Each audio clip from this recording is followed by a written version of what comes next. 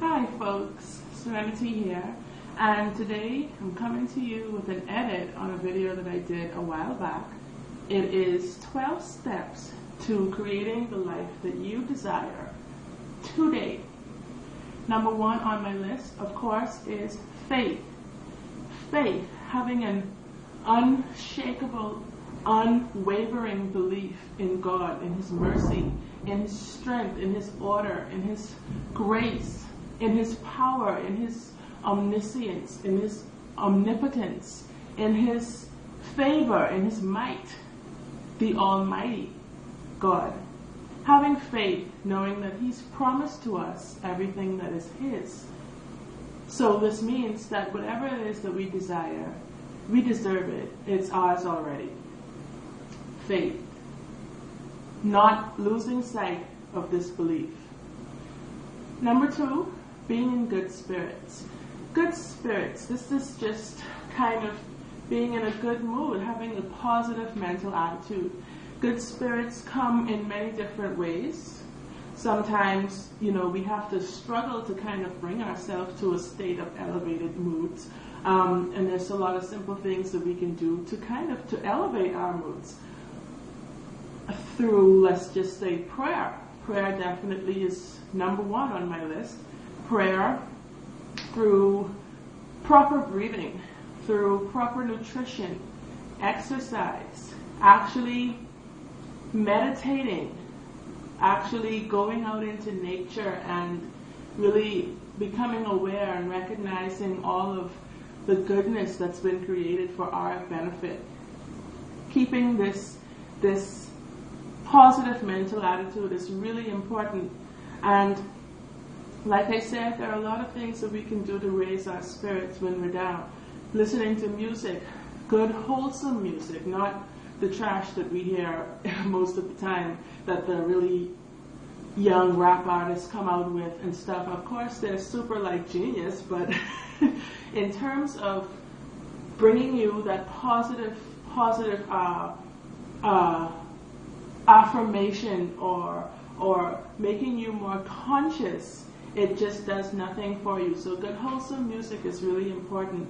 For me, classical music is that kind of music that really elevates my mood, because to me, just that thinking of a group of people working together in total harmony and synchronicity to express beauty through sound, that just really brings me up to a better mood.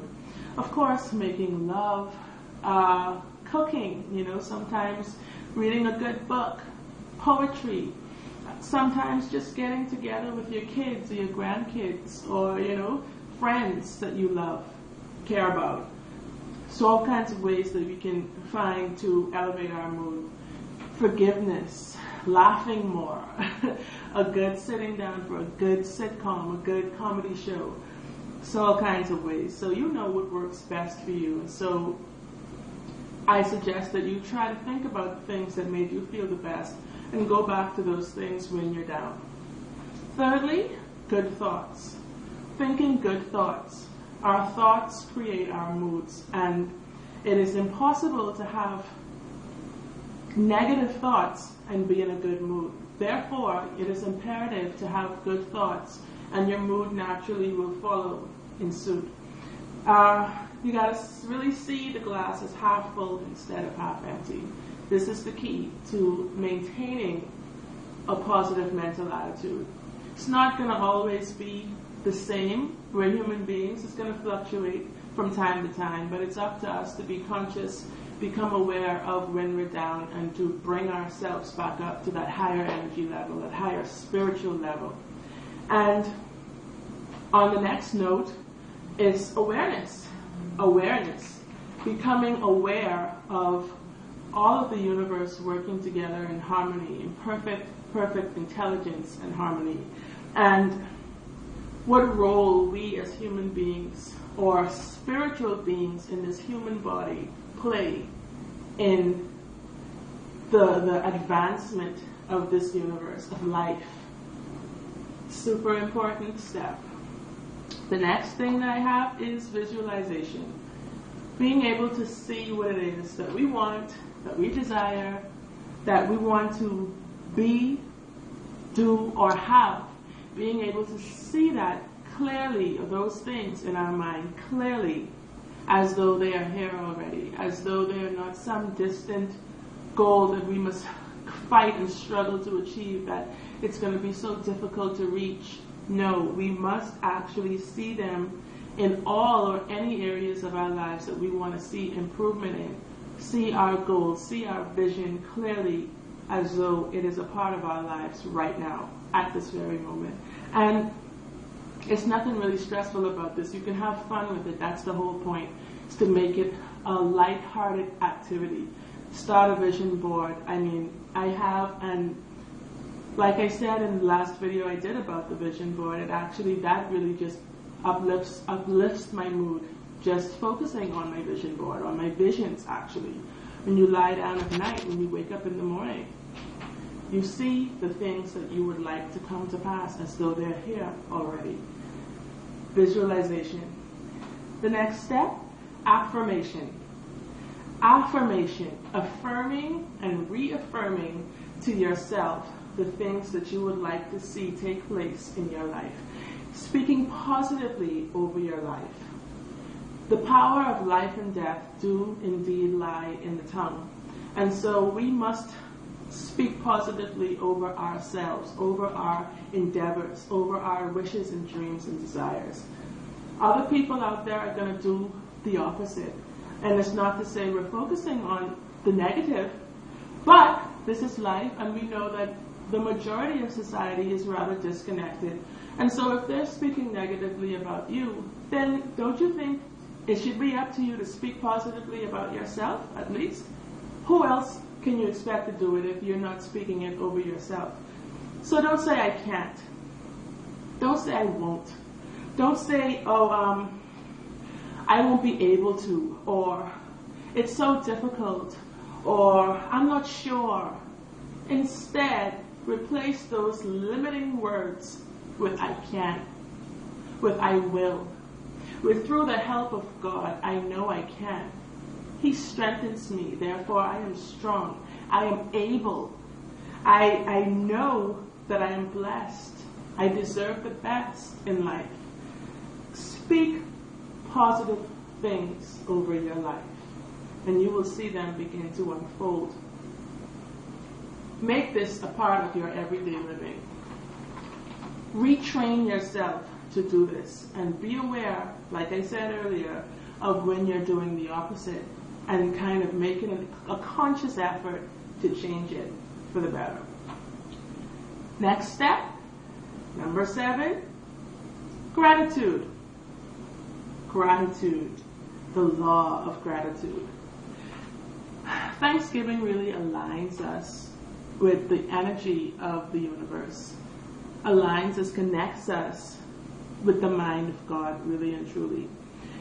Developing an attitude of gratitude really will show you clearly that you must be appreciative of all the things that you have, all the things that you had, and all the things that are to come. And this clearly will show you that it works, that you will start seeing things improve in your life like you've never seen them before. Ever notice a child or someone who's appreciative really of the littlest things that they get tend to get more? Because people who really are inclined to give you more, they feel so comfortable, like they're doing you such a great favor, such a great benefit, that they know that they're making you happy, and so they would naturally do more without question for you. Same thing is with our Creator. He wants to know that we appreciate all that He's given us. All that He's given us, right down to freedom of choice, free will, man. I mean, the gift of eternal life. All of these things He's given us. So an attitude of gratitude is really, really important in my book. Wayne Dyer says, when you change the way you look at things, the things you look at change. And so when you look at things, instead of doubt and worry, when you start to look at all the great things that you've been blessed with, you're going to see that you're actually you have an abundance. Like, it's just there. And you're going to see things becoming more and more abundant for you in your life. Next up, being humble. Humble. Humility. I did a video on this as well a few weeks ago. This is recognizing that all things that God created, that our Creator, the source of all things created, are good. Which means that you are no better than. We are on an equal plane. And not being boastful. It's recognizing who you are. Not being conceited. It's recognizing that we all are one. That we're all together in this life, in this existence. Remaining confident, but not cocky. No one likes a cocky, arrogant person.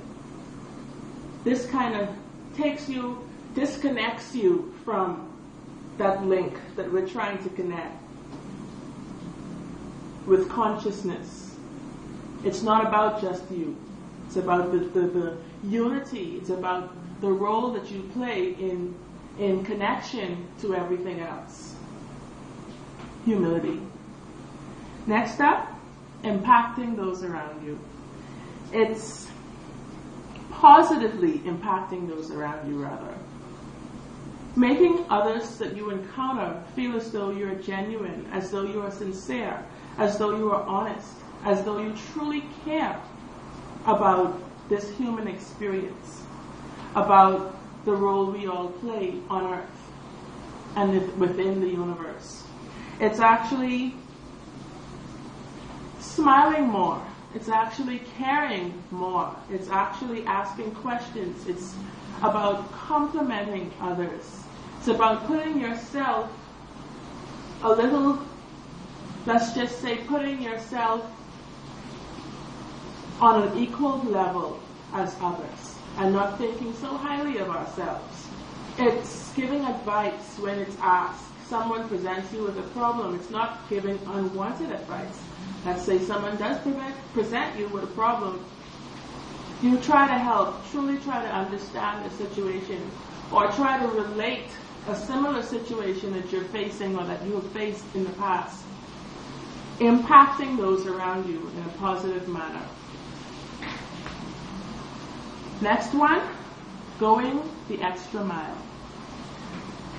Going the extra mile is a serious one, because in this day and age where money is so important, and then things like recessions happen, everyone is so focused on being compensated for the things they do. Everyone feels like they have such a precise job description that they must stick within, and in no way step out of that line, those boundaries, because they feel like it's going to be, the fact that they're taken advantage of is going to be what it means to them.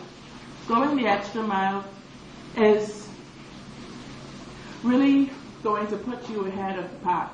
Going the extra mile is actually stepping outside of the box, actually going above and beyond the call of duty for others. It's going outside of your job description or your role, the role that you think you should play. And it's not seeking compensation for every single thing that you do. Sometimes you just do things from a good heart. Sometimes you just do things. Sometimes you may see an old lady crossing the street. You know you're not going to be compensated for helping her across the street, but from the goodness of your heart, it's going to make you feel better to know that you've helped someone who is unable to help themselves. Maybe she cannot see so well. Maybe she cannot walk so well. Maybe she's alone. These are the things that I mean when I talk about going the extra mile. And people also remember those who go the extra mile. That's the thing about it as well. It's not about going the extra mile to look for blessing in the long term. It's about the fact that when you do go the extra mile, it makes you stand out from the others. It makes you seem special. When things are difficult for those people around you, they're going to remember you. They're going to call on you because they know that you just have a good heart and that you are willing to help others. That, they don't have to pay you an arm and a leg to just do a simple task. So when times get tough for others and they wonder why no one's calling them, it's because in the past they may not have gone the extra mile. They may have, clocked out of work at exactly 5 o'clock or 4:59 when you stayed back until 5:20, 5:30. Simple stuff. That makes such a difference. Going the extra mile is, instead of asking what the universe can do for you, it's asking what you can do for the universe, what you can contribute to the universe, what you can add to the universe. And supernaturally, in turn, the universe asks, what can I do for you? How can I help you? What can I contribute to you? Think about it. Next up, letting go of limitations. Limitations, that's a nasty word to me. Limitations, limiting thoughts. Limitations can be limiting people who don't want to see you get ahead in life. And yes, there are people in this world, people right in your circle, who do not want to see you get ahead. There are people who would try their best to sabotage whatever efforts you give to get ahead. Envious people who are, let's say, disconnected. I would use the word disconnected. Who are unaware of who they really are, what role they play in this universe. Some people may be even closest to you, your own flesh and blood. That doesn't make a difference. As long as they're disconnected, it does not matter how close they are to you. So limitations, let go of them. Let go of limiting ideas. Let go of limiting thoughts. Let go of limiting beliefs about yourself that may have held you back in the past. Let go of blame. Let go of judgment and criticism. Let go of self-doubt. Let go of fear, hatred. Let go of self-pity. Let go of all the things that may have held you back in life. All the things that have served you absolutely no purpose thus far. Limitations. Next, knowing who you are. Knowing who you are. Who you are. You are a creator. You are a child of the Most High. You are not a competitor. You are not a reactor, but rather a creator. You, like me, like us all, are created in the image and likeness of God, of all things good. Therefore, you are good. Remembering that because a person may have done horrible things, bad things to you in the past or to other people, this does not mean they're a bad person. They're choosing to act in a bad way. They're behaving badly. This does not mean that they're a bad person. We know that their own limiting beliefs are causing them to continue to act in this way. Being conscious is really important in your daily living. Being conscious as to who you are on the inside as well as out. Not just allowing life to happen to you, but taking control of life, grabbing life by the horns and controlling it. It's, you're in charge of your circumstances. Every little thing that happens to you, some people really would disagree with that. But let's just say something happens that most would see as outside of your fault. It's still at the end of the day your fault because maybe you chose to be in a certain place at a certain time. Maybe you chose to wear a certain outfit. Maybe you chose to bring a certain person along with you. It's so many choices that we have to make on a daily basis, but all of these choices are interconnected. So being conscious is what allows you to actually make better, more conscious choices. And you're responding to life rather than reacting to it. You're responding in a constructive manner and in a conscious manner. So we are definitely creators. And last but not least, I wanted to add this earlier, but it's something that just came to my mind. It's actually being, to a certain level, discreet. Not being such an open book. Not being so desperate. Having a knowing of who you are, where you're going to be, where you're going to go, what you're going to have. Having a knowing, this consciousness, once again, this awareness, is what allows this to take place. Not being desperate. Being discreet means there are predators out there, and some people would really, really choose to prey upon those who are vulnerable, those who they look at as desperate, who may seem as though they're victims. Being discreet keeps you at a certain level of protection. It actually gives you that air of mystery that people can't really figure you out so well. I mean, they may say, okay, that's a really nice person. She would help, or she does her best to do this or that. But at the end of the day, they don't know your life story. That's exactly what I mean about being discreet. And in my life, I've learned so many things that this is one of the most important things that I would add on the list of being a conscious creator or creating the life that you desire. I always looked at myself as an open book, but in the last few years that's changed, because I realized that many people, especially those who are, like I said, disconnected, that's not a good trait to them.